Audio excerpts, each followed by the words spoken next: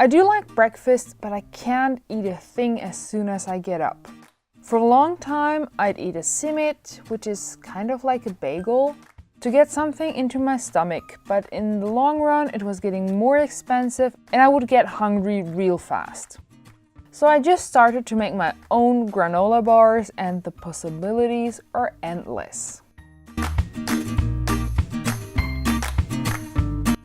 You need super ripe bananas. They should be super soft so that they will become all mushy. As long as it is not rotting, there shouldn't be a problem. I usually use a fork to make it into a mushy mix. Of course, you can use your hands as well. When you have it almost watery, you can start adding the oats. I gradually add them and try to get to a consistency of hard cookie dough. Of course, it doesn't need to be that hard, but the more you get in, the longer you stay satiated with one bar. And my favorite part is to add some stuff to it. If you want to have your bar a bit more on the softer side, make sure to add some honey. If you want to have them crispier, then just skip it. The bananas are quite sweet, but a tad more sweet can't hurt. That's why I like the honey. I hear many don't like raisins, but I love them. To get a different consistency in, I like to add nuts. As my family from the father's side is from the Black Sea, I usually get to have lots of hazelnuts at home. This one I usually don't add, but as a suggestion for you, I got here some dark chocolate. Finally, I always like to add some cinnamon. Of course, you are not limited to these ingredients. These are just things that are commonly found in my home.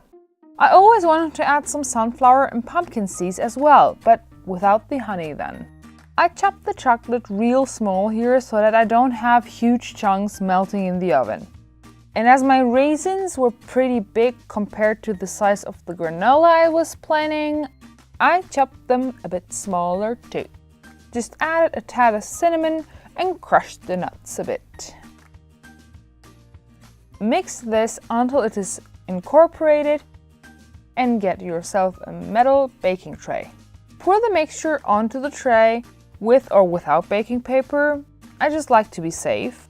And press it down to the thickness you desire. This will just dry out, so you can technically make this any shape or as thick or thin as you want. I dry this in the oven for at least 15 to 20 minutes until I see that the color around the corners of our granola bar thing darkens a bit.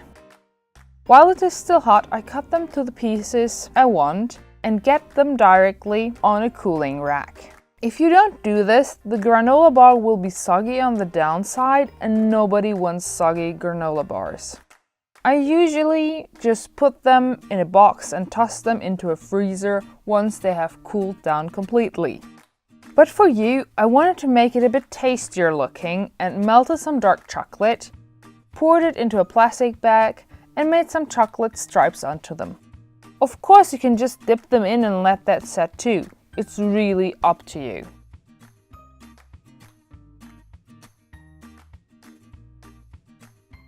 In this one, I added some dried figs and dried apricots, and because of the figs, this one turned out way darker than the others. I really recommend making this to all of you for a little snack or breakfast substitute. As usual, the recipe is in the description below with all the information you need. If you like this recipe, you might like these videos here as well. If you want to support us, don't forget to like the video and subscribe if you don't want to miss our weekly videos. Thank you for watching and see you next week.